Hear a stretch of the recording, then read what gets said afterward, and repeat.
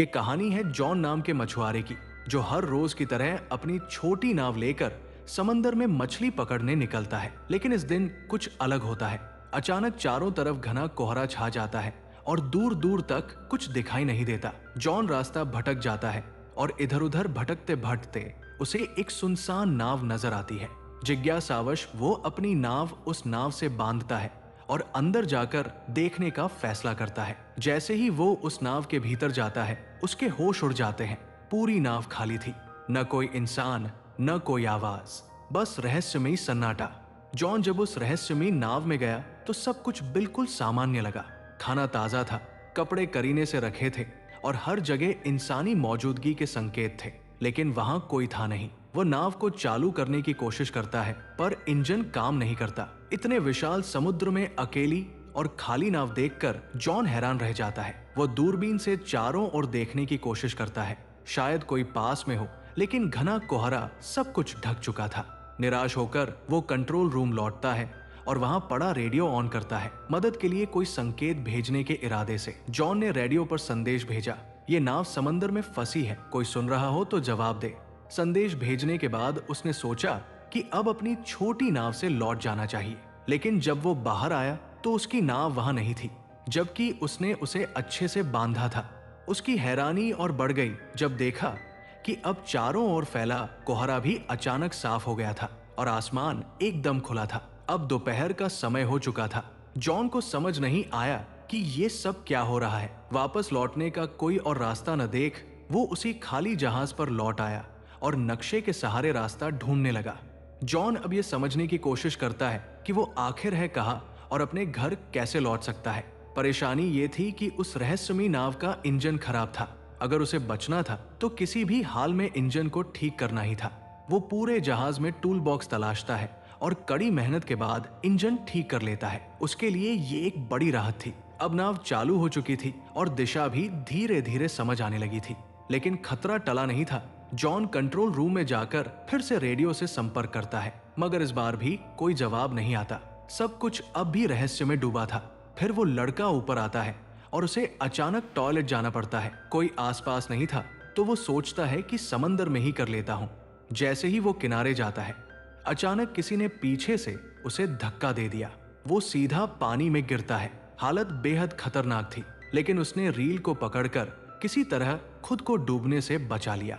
हवा और पानी का दबाव इतना ज्यादा था कि वापस नाव तक आना मुश्किल हो गया, मगर उसने हार नहीं मानी। हिम्मत जुटाई और धीरे धीरे रील के सहारे खुद को खींचते हुए फिर से नाव पर चढ़ाया।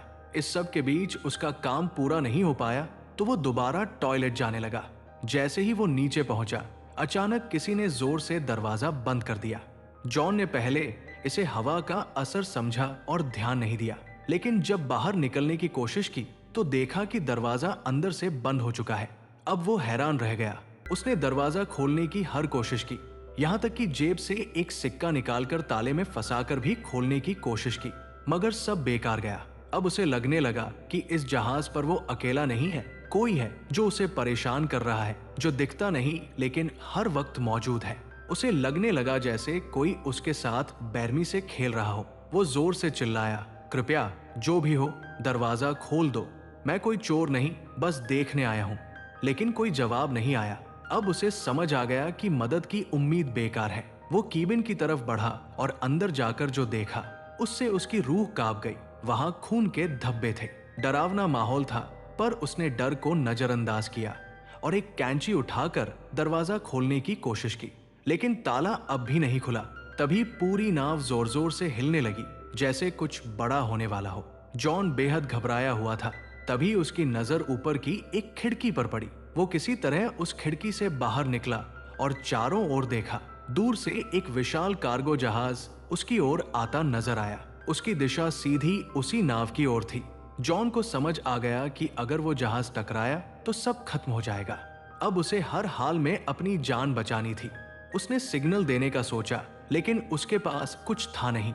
उसने तुरंत अपनी शर्ट उतारी और जोर जोर से लहराने लगा ताकि कार्गो जहाज का कोई उसे देख सके। लेकिन अफसोस, इतने प्रयास के बाद भी किसी की नजर उस पर नहीं पड़ी। अब जॉन को किसी भी हालत में अपनी जान बचानी थी।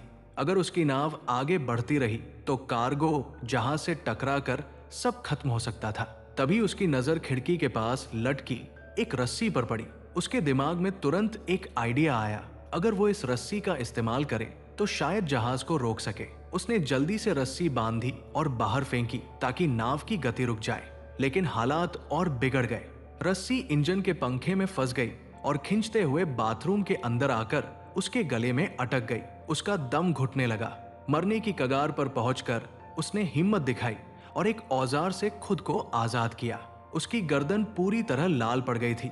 वो लगभग मर ही गया था, बट आखिरी पल में खुद को बचा पाया। रस्सी इंजन में फंसी थी, जिससे जहाज की रफ्तार थम गई, मगर ये काफी नहीं था। भारी कार्गो जहाज फिर भी उससे टकरा गया। जोरदार टक्कर से उसका जहाज बुरी तरह हिल गया और जॉन जमीन पर गिरकर बेहोश हो गया। उसके सिर में गहरी चोट लगी थी। कुछ देर बाद जब उसे होश आया तो उसने देखा कि बाथरूम पानी से भर चुका था, मगर सबसे हैरान करने वाली बात यह थी कि वो समुद्र का खारा पानी नहीं, बल्कि एकदम साफ और मीठा पानी था, जैसे कोई जानबूझकर उसे डराने की कोशिश कर रहा हो। वो एक बार फिर टूटकर भीख मांगता है, चाहे तुम जो भी हो, प्लीज मुझे जाने दो। लेकिन फिर भी कोई जवाब नहीं आता। अब वो भूखा, प्यासा और बेहद कमजोर हो चुका था। जैसे तैसे उसने बाथरूम की शावर से पानी पिया, लेकिन जल्दी ही महसूस हुआ कि पानी खत्म हो गया है। फिर जब उसने सिंक से पानी पीना शुरू किया तो हैरान रह गया। अब वो पानी खारा हो चुका था। उसे तुरंत समझ आ गया कि नाव में कहीं छेद हो गया है और समुद्र का पानी अंदर आ रहा है। ये नाव अब ज्यादा देर नहीं टिकेगी। वो घबराकर दरवाजा खोलने की कोशिश करता है, लेकिन लगता है किसी ने उसे बाहर से बंद कर रखा है। रात का समय था और ऊपर से दिखा कि कोई अदृश्य, शायद दुष्ट शक्ति इस नाव को नियंत्रित कर रही थी। पानी तेजी से बढ़ रहा था और जॉन थककर सो गया। रात में समंदर में भयानक तूफान आया, जिससे नाव बुरी तरह टूट गई और जॉन भी गंभीर रूप से घायल हो गया।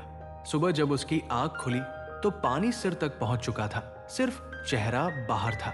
अब उसे लगने लगा कि बस कुछ ही पल बचे हैं। तभी अचानक कहीं से क्लिक की हल्की आवाज सुनाई दी, जैसे कुछ खुला हो। जैसे ही जॉन ने हैंडल घुमाया, दरवाजा जोर की आवाज के साथ खुल गया।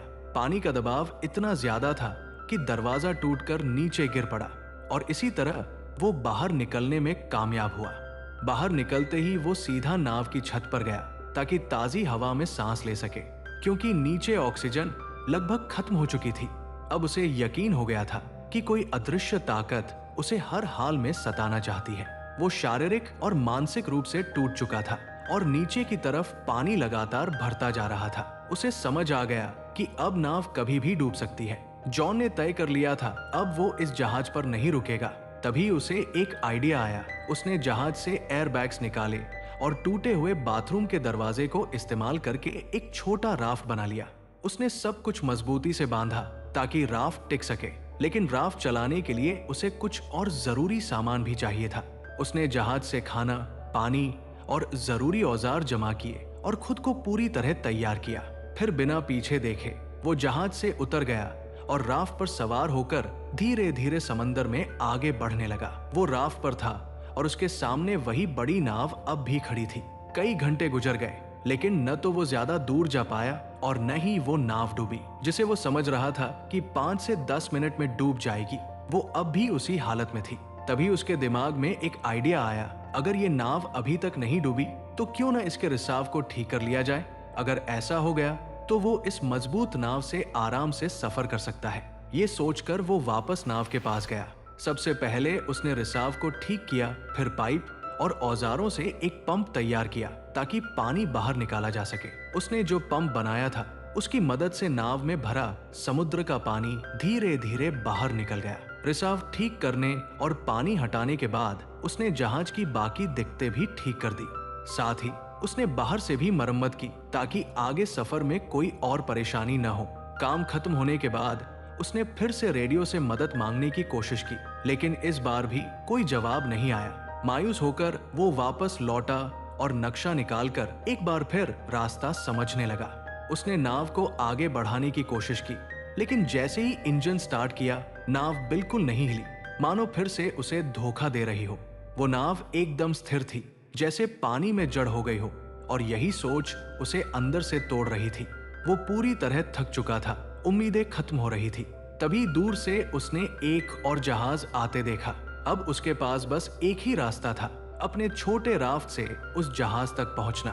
वो तुरंत राफ्ट पर चढ़ा और तेजी से उस जहाज की ओर बढ़ा। लेकिन तभी वो जहाज अचानक हिलने लगा और जॉन की तरफ तेजी से बढ़ने लगा, जैसे किसी ने उसे जानबूझकर उसकी ओर भेजा हो। जॉन ने अपनी रफ्तार बढ़ाई, लेकिन वो विशाल जहाज और भी तेज हो गया और ठीक इससे पहले कि वो जहाज उसे टकराता, जॉन ने आखिरी कोशिश की और अपने बोट से कूदकर उस दूसरी नाव तक तैरने का फैसला किया जो दूर जाती दिख रही थी। लेकिन जब तक वो वहां पहुंचा, वो नाव गायब हो चुकी थी। तभी उसे एहसास हुआ कि इस रहस्यमयी नाव पर कोई बुरी ताकत है जो उसे कहीं जाने नहीं दे रही। उसने सोच लिया था कि चाहे जान चली जाए, वो इस नाव पर वापस नहीं जाएगा। लेकिन शाम तक पानी में तैरते तैरते ठंड बढ़ने लगी। नीचे डॉल्फिन्स तैर रही थी, पर पानी का तापमान बहुत गिर चुका था। ठंड सहन न हो पाने पर मजबूरी में वो फिर उसी नाव पर लौट आया। वो इतना थक और बीमार हो चुका था कि कुछ सोच पाने की हालत में नहीं था। बस चुपचाप एक कंबल ओढ़कर कमरे में सो गया। सुबह जब उसकी आंख खुली तो उसने फिर से इस जहाज से निकलने का फैसला किया। लेकिन अब एक और झटका मिला। कमरे का दरवाजा बंद था। वो घबरा गया और धीरे धीरे मानसिक रूप से टूटने लगा। उसे कुछ समझ नहीं आ रहा था कि आखिर ये सब उसके साथ क्यों हो रहा है। तभी उसकी नजर कमरे में मौजूद एक छोटी सी केबिन पर पड़ी। उसने जैसे ही उसे खोला, ऊपर की ओर एक रास्ता नजर आया, एक वेंटिलेशन जिससे बाहर निकला जा सकता था। वो उस केबिन में घुस गया जो एक तंग स्टोरेज एरिया था। हर बार जब वो स्टोरेज एरिया से ऊपर चढ़ने की कोशिश करता, फिसलकर नीचे गिर जाता। गिरने से उसे कई चोटें भी आई, मगर उसने हार नहीं मानी। बार बार गिरते हुए आखिरकार वो फिर से ऊपर पहुंचा और उस वेंट की खिड़की को खोलने की कोशिश की, लेकिन वो टस से मस नहीं हुई। ऐसा लग रहा था जैसे उसे जानबूझकर सील कर दिया गया हो। अब वहां की ऑक्सीजन भी तेजी से खत्म हो रही थी। सांस लेना मुश्किल हो रहा था। नीचे का दरवाजा भी बंद था। वो वापस कमरे में नहीं जा पा रहा था। उसे लगने लगा कि अब यही उसका आखिरी समय है। लेकिन तभी उसने फिर से वही क्लिक की रहस्यमयी आवाज सुनी। जैसे ही केबिन की खिड़की क्लिक की आवाज के साथ खुली, जॉन बिना समय गवाए बाहर निकल आया। ताजी हवा ने उसे थोड़ी राहत दी। बाहर आकर उसने देखा कि नाव एक छोटे से द्वीप की ओर बढ़ रही थी। ये देखकर उसके मन में उम्मीद जगी कि शायद अब वो इस डरावनी नाव से हमेशा के लिए आजाद हो जाएगा। जैसे ही नाव किनारे पहुंची, वो फौरन उतर गया। उसे लगा कि इस द्वीप पर जरूर कोई है जो इस सब का जिम्मेदार है। गुस्से में उसने एक डंडा उठाया और द्वीप की तलाश शुरू की, लेकिन जल्द ही हैरान रह गया। पूरे द्वीप पर इंसान का कोई भी निशान नहीं था। अब जॉन फिर से गुस्से और डर से भर गया था। जैसे ही वो उस द्वीप से बाहर निकला, एक नया दृश्य उसकी आंखों के सामने आया। वही रहस्यमयी नाव जो उसे यहाँ लाई थी, अब शांत समंदर में आगे बढ़ रही थी, जैसे किसी और शिकार की तलाश में हो। ये देखकर जॉन को पूरी तरह यकीन हो गया कि ये नाव और ये द्वीप किसी बुरी ताकत के अधीन है। उसे अब हर हाल में यहाँ से निकलना था। उसकी जिंदगी अब भी बाकी थी। वो खोजबीन करता हुआ द्वीप की सबसे ऊंची चोटी पर पहुंचा और वहां से उसने दूर एक और द्वीप देखा, लेकिन वो इतना दूर था कि वहां क्या हो रहा है ये वो देख नहीं पाया। जैसे जैसे जॉन द्वीप पर घूमता रहा, वो धीरे धीरे पीछे की ओर आ गया।